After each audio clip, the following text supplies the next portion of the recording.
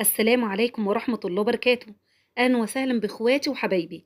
أهلا وسهلا بيكم بجد بجد، وحشتوني جدا من آخر فيديو نزلته على القناة. ربنا يا رب يديكم الصحة والعافية وكل حاجة نفسكم فيها. قبل بقى ما أدخل على الوصفة هنسمي الله ونصلي على رسول صلى الله عليه وسلم. هنعمل بقى أكل الشتاء وجمال أكل الشتاء. هنعمل غدوية حلوة قوي، هنعمل مع بعض العدس بطريقة سهلة جدا، بس الطعم حكاية.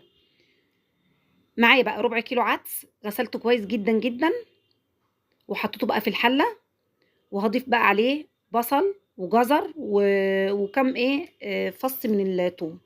في العدس أنا باحب أكتّر الجزر، فنصيحة مني كتّري الجزر في العدس، حرفيًا بيميزه عن أي عدس تاني إن دُقتيه برّه، يعني كتّري الجزر في العدس، وباحط طماطماية كبيرة وبصلاية كبيرة و4 فصوص توم.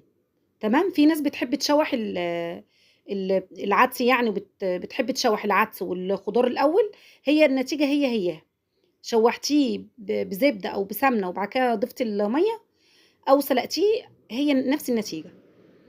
المهم طبعًا حطينا الخضار بتاعنا على العدس، وسِبنا بقى العدس كده يغلي، ولو في ريم طلع على العدس حُشيه. تمام. بس كده، هياخد أول غلوة وبعد كده هتهدّي النار لحد الجزر والخضار بتاعنا يستوي. هاخلّي بقى العدس يبرد معايا واضربه في الخلاط، لو عندِك هاند بلندر اضربيه على طول وهو سخن عادي.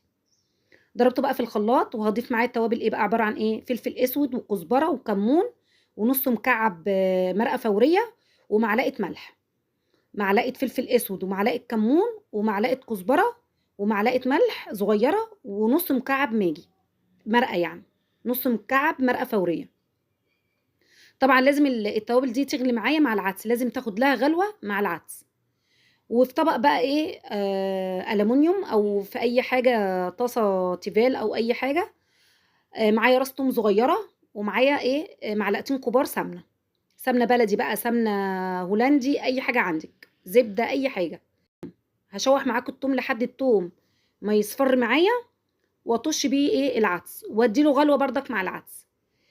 العدس بقى الجميل دوّة عايز بقى عيش كده محمّص أو عيش مفقّع، مع شوية بصل أخضر بقى وشوية مخلل، وطبعًا العدس مغذي جدًا. بس حابة بقى العدس تعمليه فتة أو تعمليه بشعرية زي ما تحبي، أنا باحب أعمله بالطريقة دي عشان أنا باحب أغمّزه.